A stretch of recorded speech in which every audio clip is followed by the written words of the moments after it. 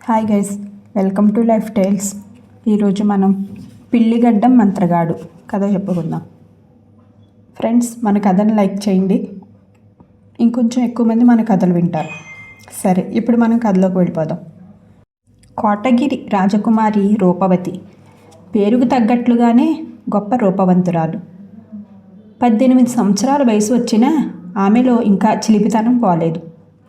ఇందుకు తోడుగా ఆమెలో తెగింపు, తొందరపాటుతనం కొంచెం ఎక్కువ. ఆమె కొండమీది దేవి ఆలయానికి వెళ్తున్నానని చెప్పి తన ఇష్టసఖి విమలతో దగ్గరలో ఉన్న అడవికి వెళ్ళి అక్కడ చెట్ల కింద సెడయేళ్ల పక్కన తిరుగుతూ ఉండేది. ఆ ఇద్దరు అడవిలో తిరుగుతూ ఉన్నప్పుడు కొండ మీద పాతకాలపు కోట ఒకటి కనిపిస్తూ ఉండేది. రూపవతి ఆ కోటను విమలకు చూపిస్తూ ఏదో ఒకనాడు ఆ కొండ ఎక్కి కోట అంతా తిరిగి చూడాలి అని అంటూ ఉండేది. ఆ మాటలకి విమల భయపడిపోతూ, రాకుమారి, అలాంటి ఆలోచనలు మానుకో. పాడుబడిన కోటలను రాక్షసులు కానీ మంత్రగాళ్ళు కానీ ఆక్రమించుకుని ఉంటారు అని చెప్పేది. నీకన్నిటికీ భయమే, చూస్తూ ఉండు. నేను ఏదో ఒకరోజు ఒంటరిగానైనా వెళ్ళి ఆ కోటలో ఏమున్నదో తప్పకుండా చూసి వస్తాను అనేది రూపవతి. కుమార్తెకు త్వరగా వివాహం చేస్తే ఆమెలో మార్పు వస్తుందని భావించిన రాజదంపతులు రామగిరి యువరాజుతో రూపవతి వివాహం నిశ్చయం చేశారు. ఈ వివాహం రూపవతికి ఏమాత్రం ఇష్టం లేదు. ఆమె ఈ సంగతి తల్లిదండ్రులకు చెప్పి, తెలియకడుగుతాను, ఈ రాకుమారుడిలో ఉన్న ప్రత్యేకత ఏమిటి అని అడిగింది.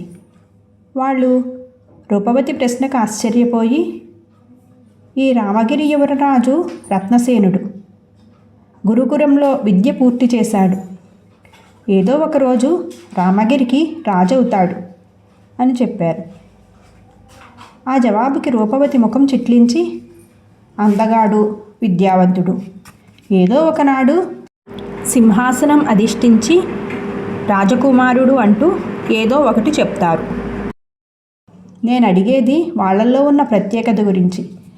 నేను అడిగే అర్థం పర్థం లేని 3 ప్రశ్నలకు అర్థవంతంగా జవాబు చెప్పగలవాడినో, నీళ్ల మీద నడవగలిగిన వాడినో, గాలిలో ఎగరగలిగిన వాడినో, ఇలా ఏదైనా ప్రత్యేకత ఉన్నవాడినే నేను పెళ్ళాడతాను అని చెప్పేది.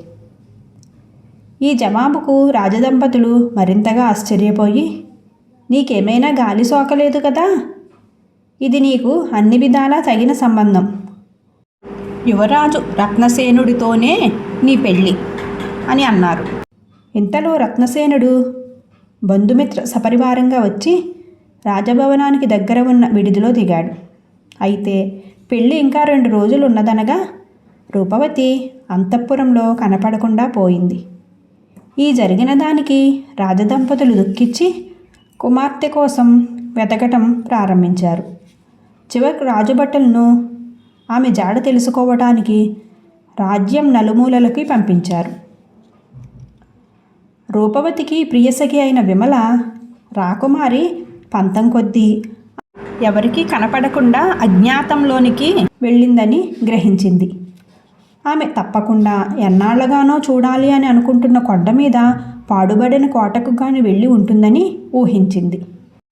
రాకుమారిని పెళ్లి వేళకు సురక్షితంగా తీసుకురావడం తన కర్తవ్యంగా భావించి విమల ఎవరికీ చెప్పకుండా కోటకేసి బయలుదేరింది. ఆమె కొండ మీదకి చేరేసరికి సాయంత్రం అయింది. కోట తలుపు మూసి ఉంది. దాన్ని తలుపుకు ఉన్న చిన్న రంధ్రం గుండా విమల లోపలికి చూసి ఆశ్చర్యంతో పాటు భయంతో కంపించిపోయింది. శిథిలావస్థలో ఉన్న కోట తలుపుకి చాలా దగ్గరలో ఒక పెద్ద కొలను. దాని ఒడ్డున గాలాన్ని నీటిలో వేసి ఒక కురూపి కూర్చొని ఉన్నాడు. వాడి నడుము బిల్లులా వంగిపోయి ఉంది. పిల్లిగడ్డం, మిడిగుడ్లు, కారు నలుపు దేహం, ఒక చిరుగుల లింగి ధరించి ఉన్నాడు. పక్కనే రాకుమారి రూపవతి కళ్ళల్లో నీళ్లతో కూర్చొని ఉంది. పిల్లిగడ్డంవాడు గాలం కర్రను నీటిలోంచి బయటకి లాగి జులిపిస్తూ రూపవతితో, ఓయ్ పిల్ల, నేను ఆట్టే మంచివాణ్ణి కాదు, జాగ్రత్త. నన్ను పెళ్లాడటానికి నిరాకరించిన వాళ్ళని చేపలుగా మార్చి ఈ కొలంలో వేస్తూ ఉంటాను. వాళ్లే నా ఆహారం అని అన్నాడు. ఆ మాటలకి రూపవతి, రామగిరి యువరాజుకి భార్య కావలసిన నేను అవివేకినై ఇక్కడికి వచ్చాను. నువ్వు మంత్రగాడివి, తల నిరిసిపోయి పళ్ళూడిపోయిన ముసలాడివి. నిన్ను నేను పెళ్ళాడటమా అంది కళ్ళనీళ్లు తుడుచుకుంటూ. పిల్లిగడ్డం మంత్రగాడు కోపంగా రూపవతికేసి చూసి, పగరుగా మాట్లాడకు. కొలను పాలయ్యే లోపల నీకు 2 రోజులు గడువు ఇస్తున్నాను. అప్పటి వరకు ఈ మంచినీళ్లకుండే నీ లోకం అంటూ గాలం కర్రతో ఆమె తలను తాకాడు. మరుక్షణం రూపవతి చేపలా మారిపోయి నేల మీద ఎగిరెగిరి పడుతూ ఉంది. మంత్రగాడు వికటంగా నవ్వుతూ చేపను పక్కనే ఉన్న నీళ్లకొండలో వేసి మూత పెట్టేశాడు. అప్పటికే చీకట్లు ముసురుకోవటంతో వాడు ఒక కాగడా వెలిగించాడు. ఇదంతా చిన్న కన్నంలోంచి చూసిన విమల ఎక్కడలేని తెగింపుతో కోట తలుపుని తట్టింది. వెంటనే మంత్రగాడు తలుపుకేసి వస్తూ, ఏమా సాహసం, చీకటపడి మనిషన్నవాడు ఈ ఛాయలకు రావటమేమిటి, తలుపు తట్టడమేమిటి అంటూ వచ్చి తలుపు తెరిచాడు. విమల భయపడుతూనే వాడితో, దూర ప్రయాణం చేస్తూ చీకటి వేళ ఇక్కడ చిక్కుకుపోయాను. నీ కోటలో ఈ రాత్రికి ఆశ్రయం ఇస్తావా మావయ్య అని అంది. మంత్రగాడి వికార రూపం చూసి ముఖం చిట్లించని వాళ్ళంటూ ఎవరూ ఉండరు. అటువంటిది ఒక ఆడపిల్ల నోరారా మావయ్య అని పిలవటంతో వాడు ఎంతో పరమానందం చెంది, దానికేం భాగ్యం పిల్ల, చీకటి వేళల్లోనే కాదు పగటి వేళల్లో కూడా అయినా అందమైన ఆడపిల్లలకు ఈ కంచుకోటలో ఆశ్రయం దొరుకుతుంది. లోపలికి రా అన్నాడు. విమల లోపలికి వెళ్ళగానే వాడు తలుపు మూసి, నీ అందం చూడటానికి ఈ ఒక్క కాగడా వెలుగు చాలదు, మరొక కాగడా వెలిగించుకొస్తాను అంటూ దూరంగా ఉన్న పాడుబడ్డ గదులకేసి వెళ్ళాడు. అదే అదునుగా విమల నీళ్లకుండ మీద మూత తీసింది. ఆమెను గుర్తించిన రూపవతి కుండలో ఎగిరెగిరి పడుతూ ఉంది. విమల రాకుమారితో, యువరాణి, నిన్ను రక్షించి తీసుకుపోవటానికే వచ్చాను, ఇక భయం లేదు అని అంది. అంతలో మంత్రగాడు రావటం చూసి ఆమె కుండ మీద మూత పెట్టేసి వాడు దగ్గరకు రాగానే, ఆహా, నీ కంచుకోట స్వర్గాన్ని గుర్తు చేస్తూ ఉంది. ఈ వయసులో కూడా ఇంత అందంగా ఉన్నావు. 70 ఏళ్ల క్రితం మరింత అందంగా ఉండేవాడివేమో అని అంది. ఆ పొగడ్తతో మంత్రగాడు తబ్బిబ్బుబ్బైపోతూ, నిజంగా 70 ఏళ్ల క్రితమే నువ్వు నన్ను చూసి ఉన్నట్టయితే మాట పలుకు లేకుండా మూర్చబోయి ఉండేదానివి. ఏమైతేనేం, ఒకళ్ళకొకళ్ళం నచ్చాం. నన్ను పెళ్ళాడి ఈ స్వర్గంలోనే ఉండిపో అన్నాడు. అలాగే చెయ్యాలనుకుంటున్నాను మావయ్య. సరే, ఇక్కడ దొంగల భయం లేదు కదా అంది విమల భయం నటిస్తూ. ఆ ప్రశ్నకు మంతగాడు కళ్ళెర్ర చేస్తూ, ఎంత మాట, ఇక్కడ దొంగల భయమా? తలుచుకుంటే ఈ కోటను గగనతలం మీద నడిపించి వింధ్యాపర్వతాల మీద పెట్టగలను.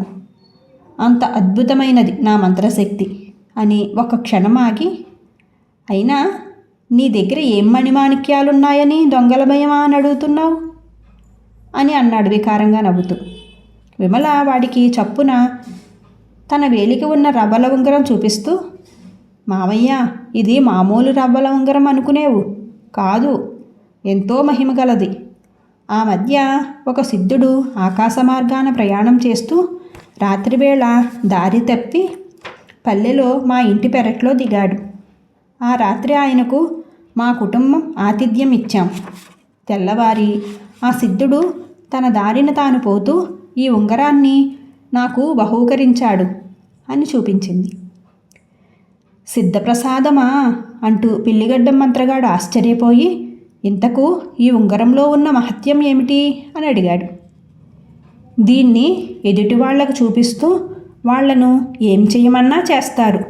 ఒక్క మాటలో చెప్పాలంటే మనుషుల మనస్సులను మార్చగల శక్తి ఈ ఉంగరంకి ఉంది అని చెప్పింది విమల. ఆ మాటలు వింటూనే కాగడాల వెలుగులో మంత్రగాడి కళ్ళు మిలమిలా మెరిశాయి. వాడు ఉంగరం కేసి ఆశగా చూస్తూ విమలతో, నాకు చిన్నప్పటి నుంచి ఒక కోరిక ఉంది. అది ఏ దేశానికో రాజు కావాలని కాదు, కనీసం రాజుగారికి అల్లుడు కావాలని. ఈ నీళ్లకుండలో చేపగా ఒక రాజకుమారి ఉంది. ఆమెను నీ ఉంగరం ప్రభావంతో నా భార్య అయ్యేందుకు ఒప్పించు అంటూ కుండను గాలం కర్రతో తాకాడు. ఆ మరుక్షణం రాజకుమారి రూపవతి యథారూపంలో కుండలోంచి బయటికి వచ్చింది. విమల ఆమెకు కన్నుగీటి సైగ చేసింది. వేలి ఉంగరాన్ని చూపిస్తూ, ఆహా, ఏమందం, ఏం సొగసు! చూడగానే రాకుమారి అయి ఉంటావన్న నమ్మకం కలుగుతుంది. ఈయన నా మామ.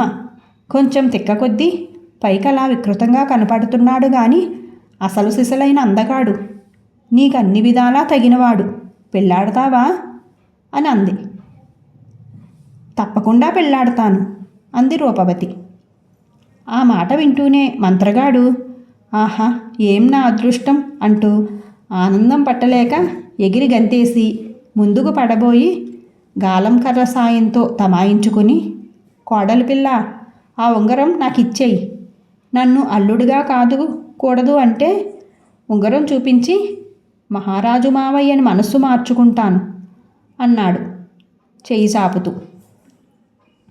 అదే అదునుగా విమల వాడి చెయ్యి పట్టుకుని బలంగా ముందుకు గుంజి వాడు బోర్లా పడుతూ ఉన్న సమయంలో చేతిలోని మంత్రపు గాలం లాక్కుని వాడి తల మీద గట్టిగా మోదింది.